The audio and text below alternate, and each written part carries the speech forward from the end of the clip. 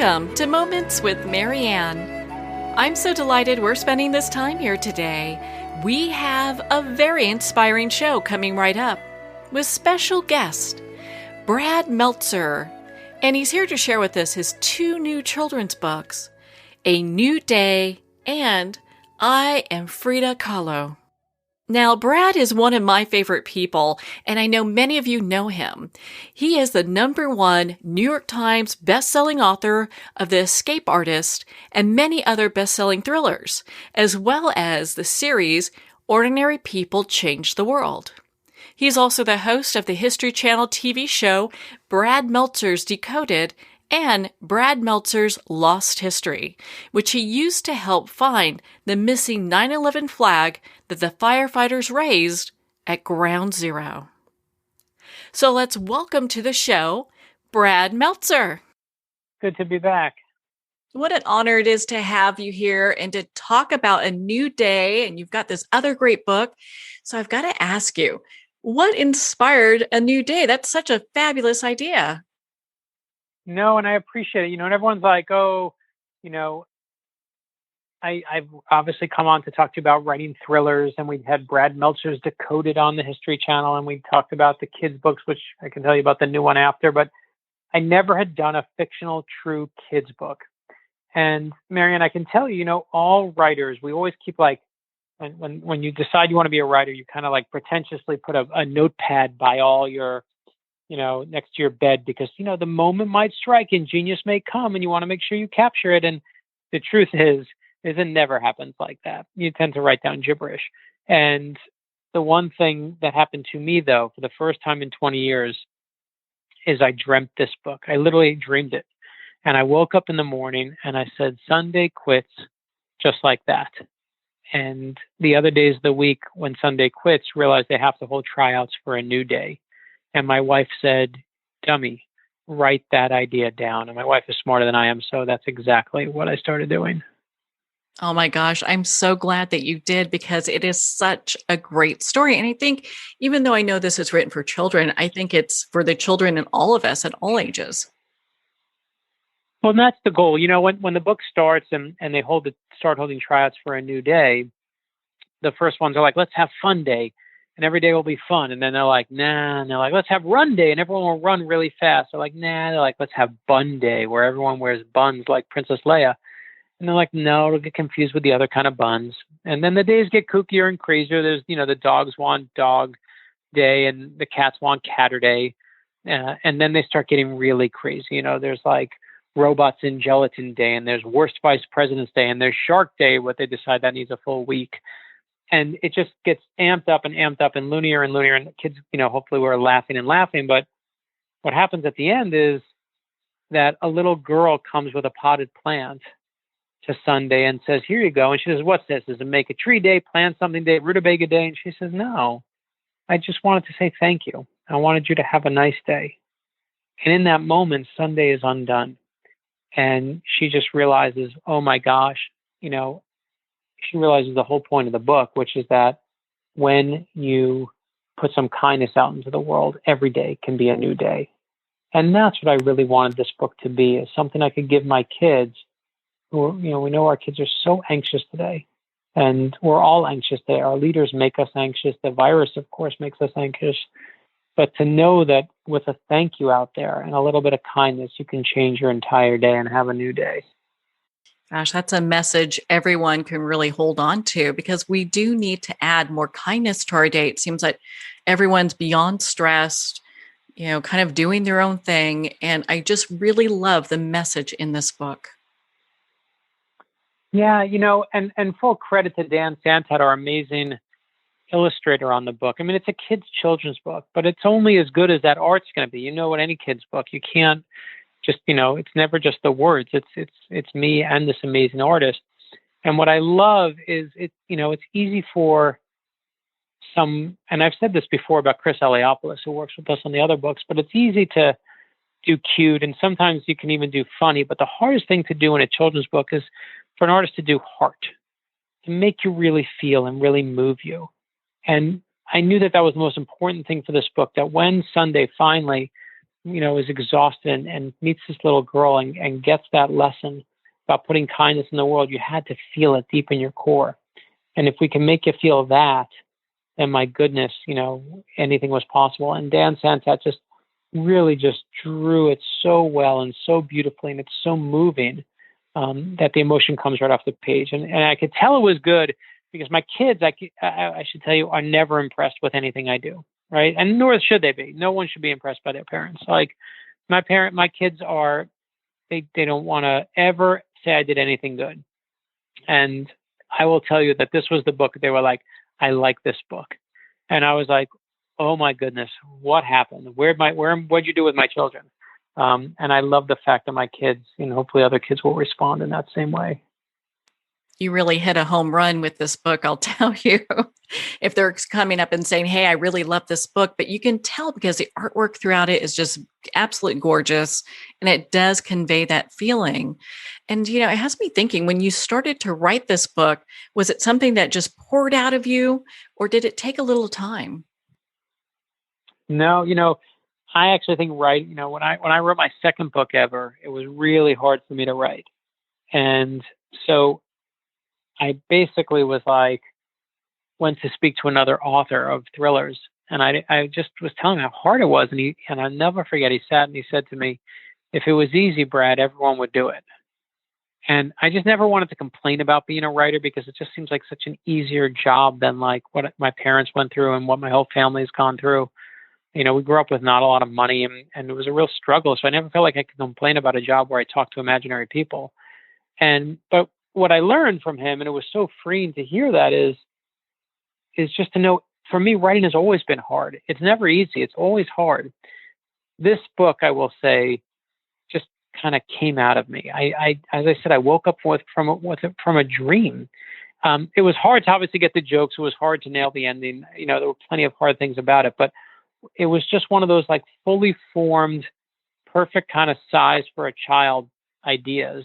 And those come along once in a lifetime. And I just was like, I'm not looking to gift horse in the mouth.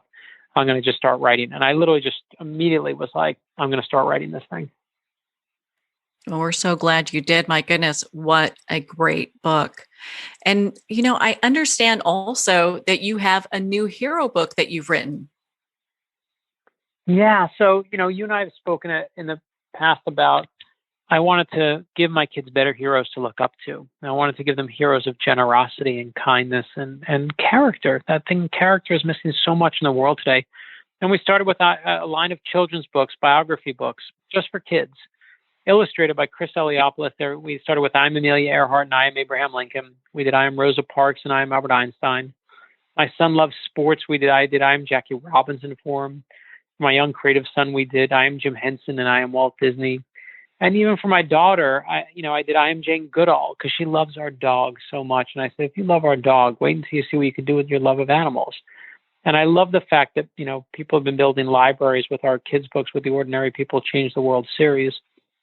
And I think last we spoke, we were speaking about I Am Anne Frank and I Am Benjamin Franklin, but we're finally at the 23rd book in the series, I Am Frida Kahlo. And Frida Kahlo is the newest in the series.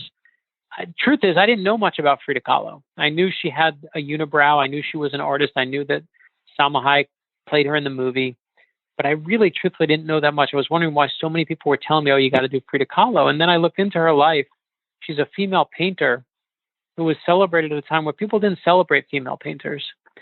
And she has this horrible, she gets a case of polio when she's little. One leg becomes shorter than the other, so she walks like a peg leg. And kids call her peg leg and make fun of her. And after that, they make fun of how she looks. And she eventually gets into a horrible accident in a bus.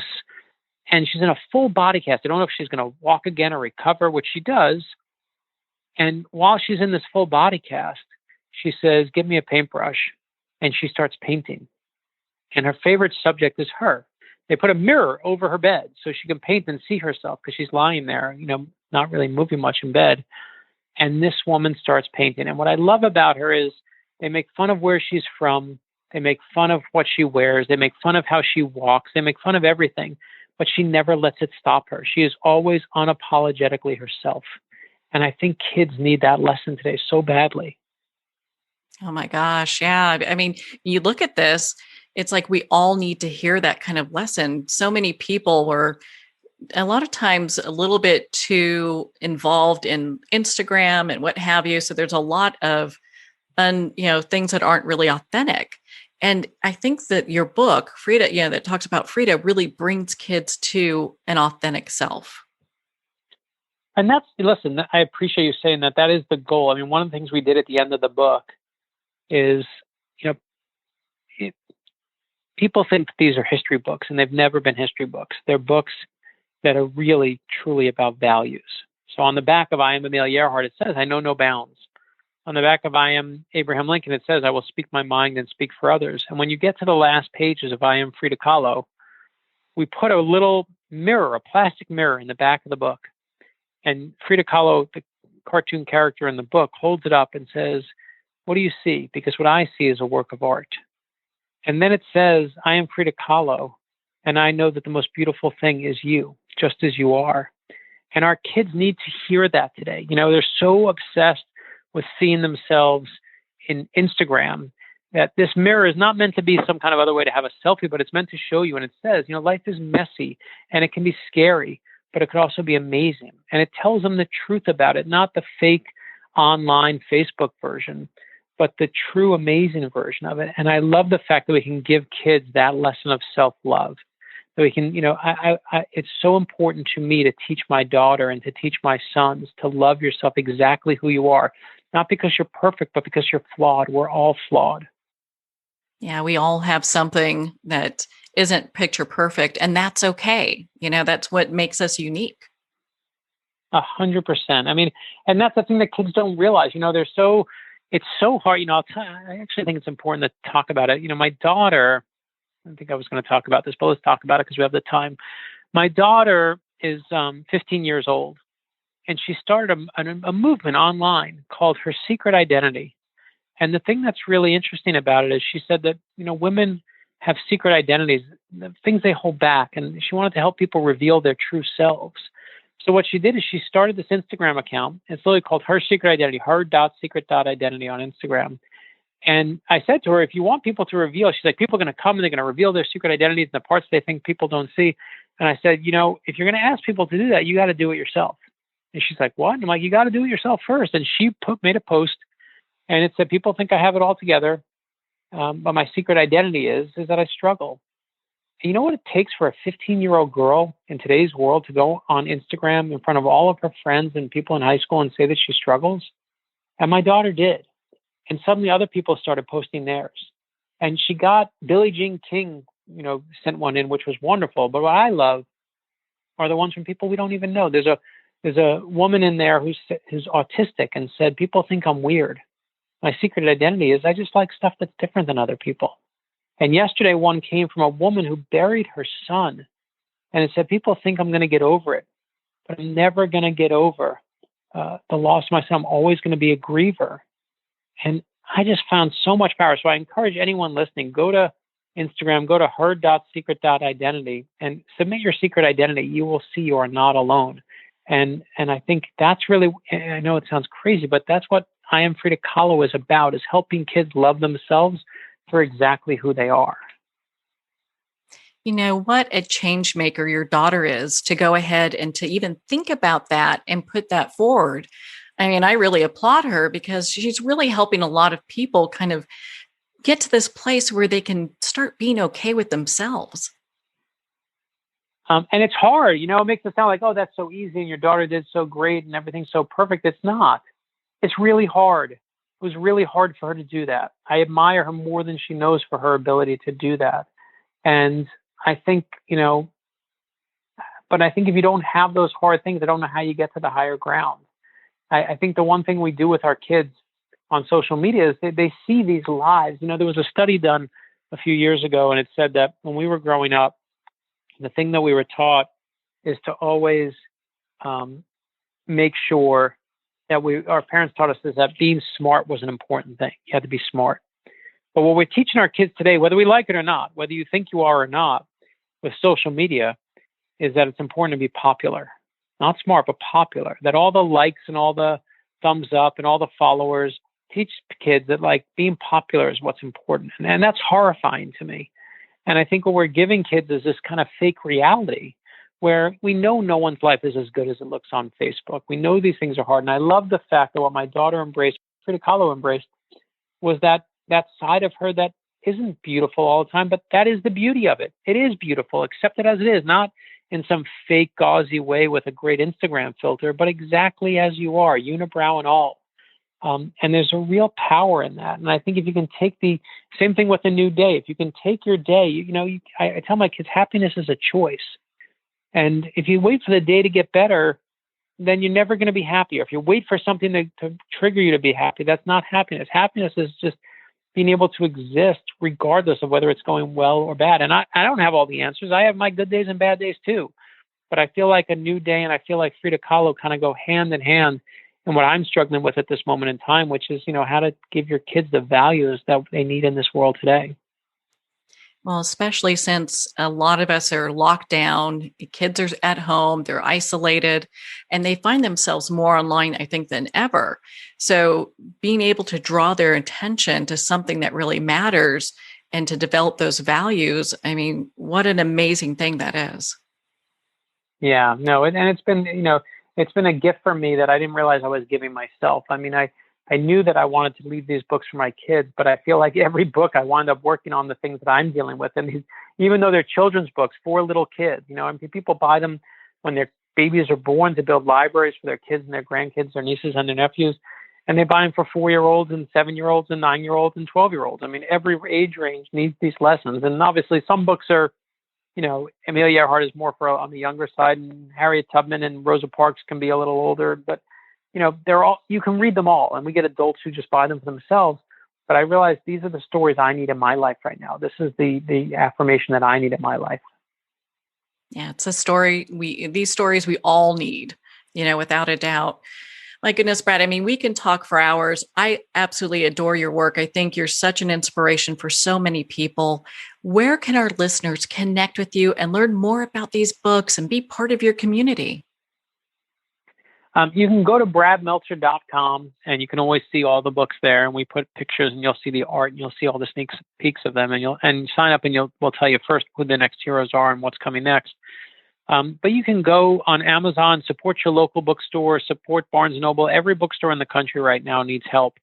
And if you're thinking you have a grandkid or a niece or a nephew out there or someone who is having a birthday, or I love the fact that people took our Anne Frank book and they were buying them and all the books, and giving them to their classrooms, to their teachers, to their synagogues, to their churches, donating them to, hospitals and other places. I just think that that's beautiful. And so if there's someone in the world who needs some inspiration, give them Frida Kahlo, give them a new day and let them have a better day for it. Yes, I know I've picked up a couple and donated to the local library. And I think however you can get it out, it's perfect. My goodness, Brad, thank you so much for taking the time to be on the show with us here today. Always. And thanks for supporting me in every medium. It really means more than you know. And thank you for supporting the Mulit sisters as well. Well, thank you, Brad. It is always such an honor to spend time with you and to talk about your newest children books. I am Frida Kahlo and A New Day. Again, if you'd like to connect with Brad, you can at bradmeltzer.com for more information. His books are available at Amazon, Barnes & Noble, and all indie retailers.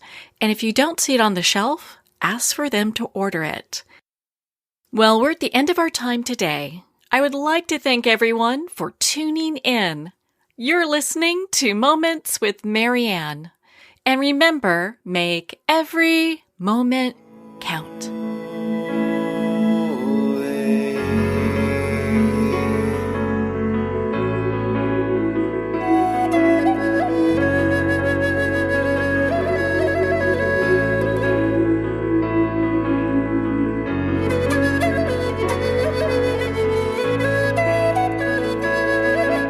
In a a single moment, your life can change. Moments with Marianne is a transformative hour that covers an endless array of topics with the best of the best. Her guests are leaders in their fields, ranging from inspirational authors, top industry leaders, and business and spiritual entrepreneurs. Each guest is gifted and a true visionary, a recognized leader in her own work, and while teaching others to develop, refocus, and grow, Marianne will bring the best guest and sometimes a special surprise. Don't miss this. You never know just which moment will change your life forever. Moments with Marianne airs every Sunday, Monday, Thursday, and Friday at 8 p.m. Eastern and 5 p.m. Pacific Time. Make sure to tune in and visit momentswithmarianne.com for more information.